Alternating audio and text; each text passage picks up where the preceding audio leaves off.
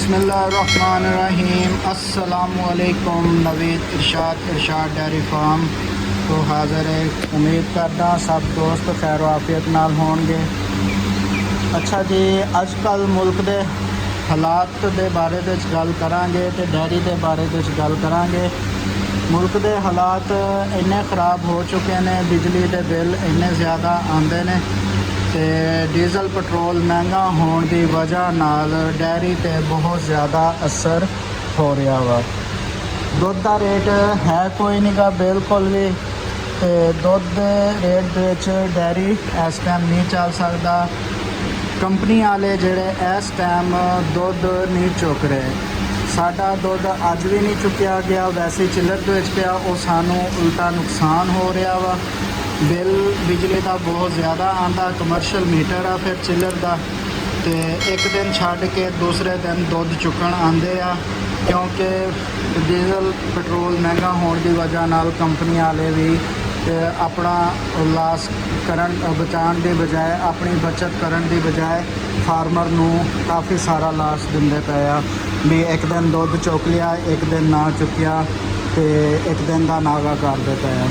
ये साडा काफ़ी नुकसान होंदा डेयरी वालियां दा, क्योंकि चिल्लर बिजली ते चलदे आ ते कमर्शियल मीटर आ, ते बिल आंदे बहुत ज़्यादा, तो वह भी फार्मर दे उत्ते ही बोझ आ रहा, जिहदी वजह नाल फार्मर बेचारे पिसदे पे आ।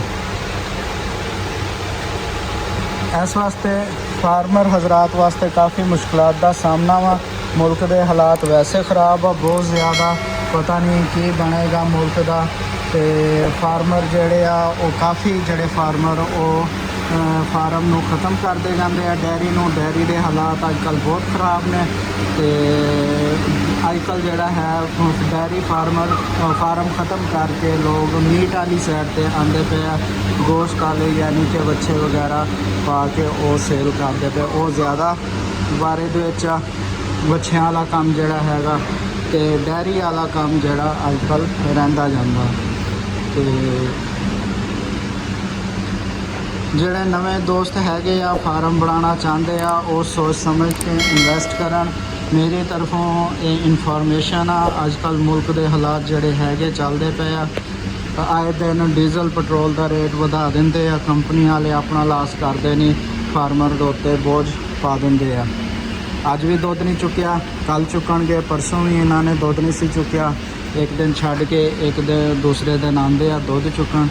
बहाना उन्हों का की है भी दुध थोड़ा थोड़ा हुंदा, फार्मर का दुध थोड़ा हुंदा जांदा, जिहड़ा जिहदे विच साडी गड्डी नूं आना प्रॉब्लम बनती है, लॉस हुंदा वा। दुध थोड़ा हुंदा ते गड्डी दी यानी कि तेल वगैरह खर्चा वो ज़्यादा पैदा। हुण ये साडा कसूर तो नहीं ना है, जोड़ा एक दिन चिल्लर चलता वा वो फिर चिल्लर तो चलना बिजली के उत्ते, दुध विच पिया वो ठंडा तो रहना वा।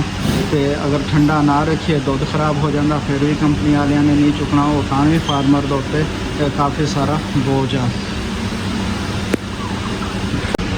जिन्होंने भाइयों ने मेरा चैनल हाले तक सबसक्राइब नहीं किया, मेरा चैनल सबसक्राइब कर लें, तो इदां दी इन्फॉर्मेशन वीडियो देखते रहो, तो फ़ायदा हासिल करते रहो, चुकते रहो फ़ायदा।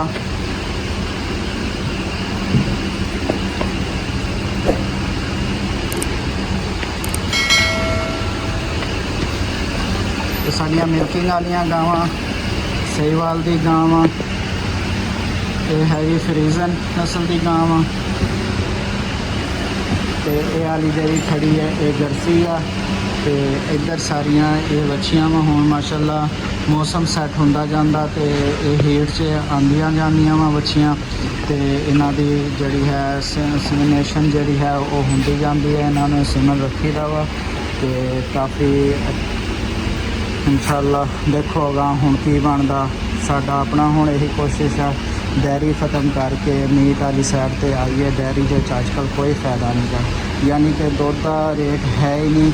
दुध की जी रेट विच गां अपना खर्चा नहीं कटदी, ना वंडे का खर्चा कटदी है, तो ना ही घास का सैलेज का, यानी कि खर्चा पूरा नहीं होंदा। इस टाइम डेयरी के इन्ने हालात माड़े हैगे आ। तो ਤੇ ਜਿਹੜੇ ਦੋਸਤ ਅਹਿਬਾਬ ਡੈਰੀ ਵਾਲੀ ਸਾਈਡ ਤੇ ਆਉਂਦੇ ਪਏ ਉਹ ਸੋਚ ਸਮਝ ਕੇ ਆਉਣ, ਸੋਚ ਸਮਝ ਕੇ ਇਨਵੈਸਟ ਕਰਨ। ਉਹਨਾਂ ਨੂੰ ਮੇਰੀ ਤਰਫੋਂ ਇਹੀ ਪੈਗਾਮ ਆ, ਸੋਚ ਸਮਝ ਕੇ ਇਨਵੈਸਟ ਕਰਨ। ਦੇਖੋ ਦੇਖੀ ਖਰਚਾ ਨਾ ਕੀਤੀ ਜਾਣ, ਇਨਵੈਸਟ ਨਾ ਕਰਨ ਇੰਨਾ ਜ਼ਿਆਦਾ। ਤੇ ਅਗਰ ਇਨਵੈਸਟ ਕਰਨਾ ਵੀ ਆ ਤੇ ਗੋਸ਼ਤ ਵਾਲੀ ਸਾਈਡ ਤੇ ਆਉਣ, ਗੋਸ਼ਤ ਵਾਲੇ ਜਾਨਵਰ ਰੱਖੋ, ਬੱਚੇ ਕੱਟੇ ਰੱਖੋ, ਪਾਲੋ ਤੇ ਫੈਕਟਰੀਆਂ ਵਿੱਚ ਦਵੋ। ਤੇ ਉਹਨਾਂ ਦਾ ਇਹ ਵੀ ਫਾਇਦਾ ਹੈ, ਖੁਰਾਕ ਦਾ ਇੰਨਾ ਨਿਜ਼ਾਮ ਨਹੀਂ ਹੁੰਦਾ, ਸੈਲੇਜ ਵਗੈਰਾ ਲਾਜ਼ਮੀ ਨਹੀਂ ਉਹਨਾਂ ਵਾਸਤੇ। ਉਹਨਾਂ ਨੂੰ ਦੂਸਰਾ ਹਰਾ ਭੂਸਾ ਯਾਨੀ ਕਿ ਭੂਸਾ ਤੇ ਹਰਾ ਚਾਰਾ ਵੀ ਨਾਲ ਪਾਇਓ ਤਾਂ ਵੀ ਉਹ ਤਿਆਰ ਹੋ ਜਾਂਦੇ ਆ। ਸੈਲੇਜ ਬਾਅਦ ਉਹਦੇ ਜ਼ਰਾ ਜਲਦੀ ਤਿਆਰ ਹੋ ਜਾਣਗੇ। ਤੇ ਲਿਹਾਜ਼ਾ ਜਿਨਾ ਤੁਸੀਂ ਥੋੜ੍ਹਾ ਜਿਹਾ ਹੁਣ ਕੋਸ਼ਿਸ਼ ਕਰੋ, ਡੈਰੀ ਫਾਰਮਰ ਵੀ ਆਪਣੀ ਮੰਗਾਂ ਪੂਰੀਆਂ ਕਰਨ ਵਾਸਤੇ ਫੈਕਟਰੀਆਂ ਵਾਲਿਆਂ ਨੂੰ ਕਹਿਣਗੀਆਂ ਰੇਟ ਵਧਾਉਣ ਤੇ ਡੇਲੀ ਜਿਹੜਾ ਦੁੱਧ ਚੁੱਕਿਆ ਜਾਵੇ ਫਾਰਮਰ ਦਾ।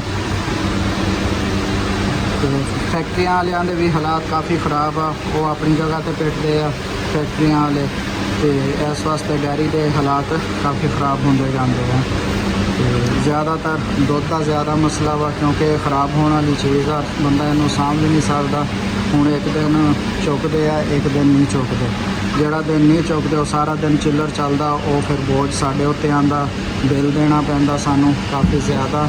ਹੁਣ ਤਕਰੀਬਨ ਇੱਕ ਚਿੱਲਰ ਦਾ ਮੀਟਰ, ਇੱਕ ਹੀ ਚਿੱਲਰ ਚੱਲਦਾ, ਉਸ ਮੀਟਰ ਦੇ ਉੱਤੇ ਕਮ ਅਜ਼ ਕਮ ਉਹਦਾ ਮਹੀਨੇ ਦਾ 20 ਤੋਂ 25,000 ਬਿੱਲ ਐਵੇਂ ਕੰਮ ਖਾ ਜਾਂਦਾ। ਤੇ ਚਿੱਲਰ ਜਿਹੜਾ ਹੈ ਉਹ ਵੀ ਐਨਰਜੀ ਸੇਵਰ ਨਹੀਂ ਹੈ ਇਹਨਾਂ ਕੋਲ, ਕੰਪਨੀਆਂ ਵਾਲਿਆਂ ਕੋਲ। ਤੇ ਨਾ ਬੰਦਾ ਜਨਰੇਟਰ ਚਲਾ ਸਕਦਾ, ਡੀਜ਼ਲ ਇੰਨਾ ਮਹਿੰਗਾ ਵਾ ਜਿਹੜਾ ਜਨਰੇਟਰ ਚਲਾ ਕੇ ਬੰਦਾ ਬਿਜਲੀ ਬਣਾ ਕੇ ਆਪਣਾ ਚਿੱਲਰ ਚਲਾ ਲਵੇ।